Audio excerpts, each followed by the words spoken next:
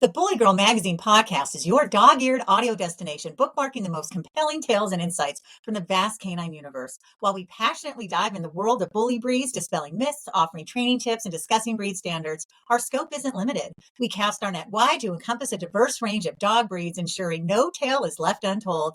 Enhanced by expert interviews and inspiring stories, this podcast is a beacon for responsible ownership and breed education. It's where bully breed enthusiasts meet the broader dog-loving community, fostering unity, understanding, and shared joy in every bark and wag. So whether you're out walking your dog or listening at home, enjoy the show and keep coming back. Hi, I'm Lisa Davis. So glad you are listening or watching the Bully Girl Magazine podcast. Joining us today is Cesar Bonilla, also known as CeBo, the owner and breeder of SM Mini Bullies located in Tulsa, Oklahoma. CeBo, welcome. Hey, what's up? What's up, Bully fan? It's so great to have you on the Bully Girl Magazine podcast. Tell us about this gorgeous dog in front of you. It's a pleasure. This we got here is Hallmark. Hallmark is a crown son, crown bred to a golden child daughter, and he is 9 months old, and he's got a bright future ahead of him. He's super small, what everybody's trying to call a nano, but I like to call it a miniature American Bully. All right, now talk to us about what the difference means to you to not call it a nano, but to call it a miniature, just for people who are new to this. It's just something that I guess I've never been a fan of the terms, the exaggeration in the terms, or like pocket or micro. I like to keep it just plain and simple: miniature, standard, and large. You know what I mean? Right. And since he's such a clean boy, he kind of stands out from the exotics. They have like a bad rap from being kind of like deformed and stuff. And he's too little to be a pocket, so I kind of just categorize him as a miniature. He's gorgeous. Now, is he going to get much bigger than that? No, not much. He might get a little bit wider, maybe like a ½ inch bigger, but he's pretty much done growing. Oh, wow. Yeah. All right. So I always ask the guests I ask them the same first couple questions. So the first one is, does your dog or dogs do anything funny, silly, or unusual that makes you smile? Yeah. Well, he loves, he'll roll on his back and kind of like just be a clown, you know what I mean? Run around in circles and stuff. But he's such a character when you meet him. He's so nice to my kids and stuff. And he's a little character. He loves to make me laugh. He's beautiful. Now, the other question is two parts. When did your love of dogs begin? And then when did your love of bully breeds in particular begin?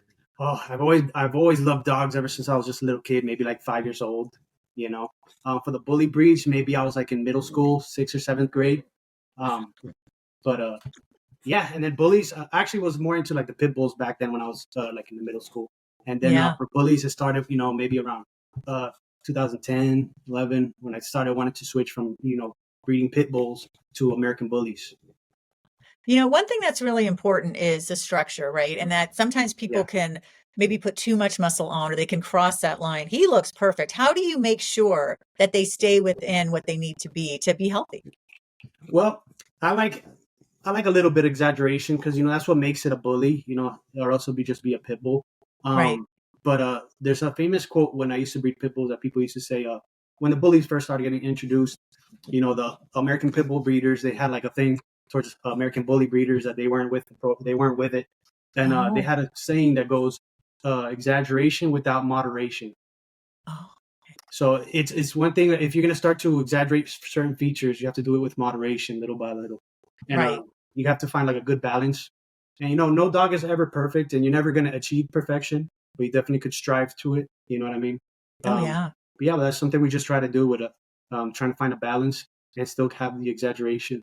Yeah. See, I think that's so important. Now, talk to us about any health testing you do before you breed your dogs. Yeah, with health testing, we test with animal genetics, and we do just like a basic panel. We do want to start getting into Embark, because Embark does have like a more in-depth health panel. But we just keep it pretty basic with that, and coefficiencies with if I'm doing line breedings and stuff like that. All right, I can't get over how beautiful he is. He definitely wants to lie down. I know. I know it's hard because I'm like, dude, you got to sit up. I think he's smelling all the other dogs from the past on the grass. I get it. Yeah. All right, let's talk a little bit about diet. What do you like to feed your dogs? Oh, diet. Everybody asking me about the diet. I feed Merrick kibble. I find it to be like one of the best ones. It's very expensive, but they do really well on it. They pack on the muscle, they keep the weight. Good. Their feces is a little bit, strong, solid. So it's easy to clean up on it. But Yeah, I love all Merrick products when it comes to like broth, treats, kibble, all of it. See, that's really good to hear because everyone who listens knows that my pit bull Blue definitely has some stomach issues, and we've tried a lot of different things. Yeah, And when he has a firm poop, it's so great, and it's not that often. So yeah. it's really frustrating. Does he have any skin issues or ear issues or No, anything? not yet. I Oh, guess. good. Hopefully not ever. Oh, I hope Blue not. dogs are usually known for carrying like skin allergies and stuff like that. Ah, And him being a lilac, he carries 2 copies of Blue, but we haven't had no issues at all. So okay. we're hoping it stays that way. We do keep him on, heartworm prevention, Oh, Barbecto, good. so it kind of keeps the mites and the fleas off of him. So Yeah. hopefully he will never have to deal with that. Oh, he's just so gorgeous. Thank So you. tell us again about, for people who are new, you hear lilac, tri, merles, blues. Tell us about his coloring. Well, what you call a lilac tri.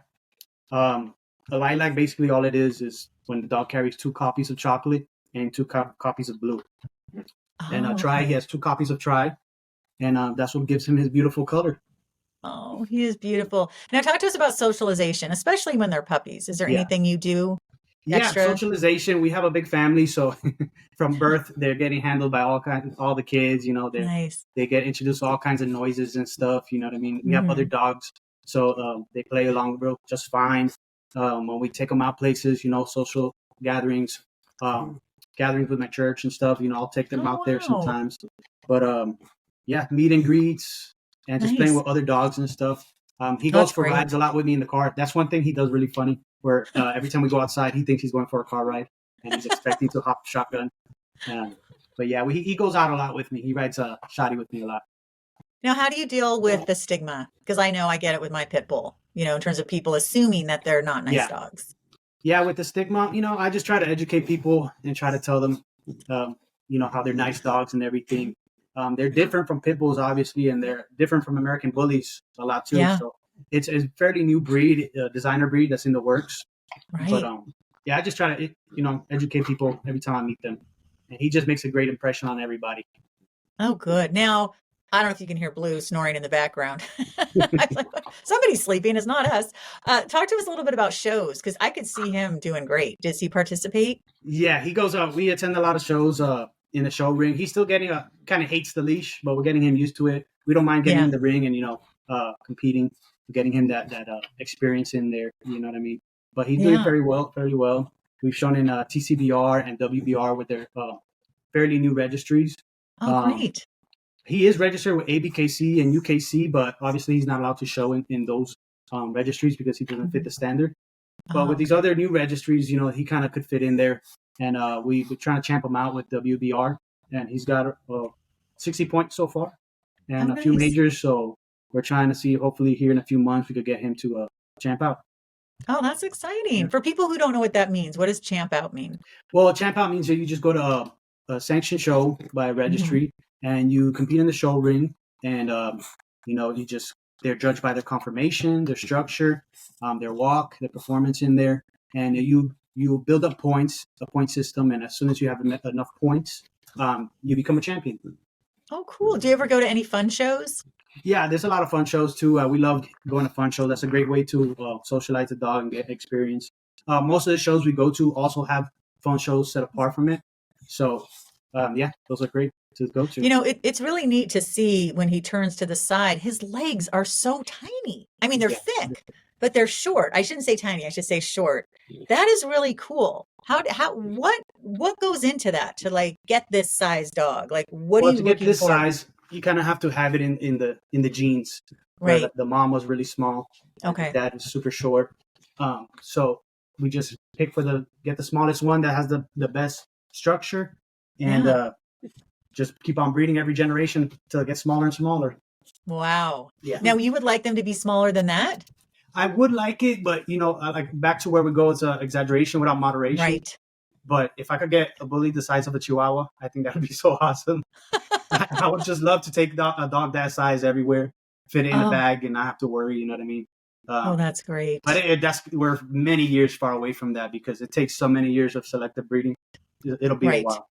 But Yes, he's beautiful. See, but could you do me a favor and put him back in front of you again yeah, so we can sure. see that face? Oh my gosh, he's a squirmy one, but I don't blame him.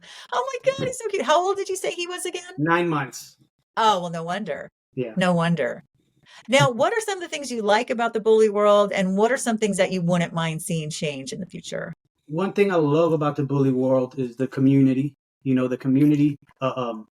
I guess the unity in the community. It's sometimes at times people say it's divided, but for the Yeah. most part, we're all connected in a certain degree. You know what I mean? And Yeah. it's built a platform where you can reach people, you know, across the world.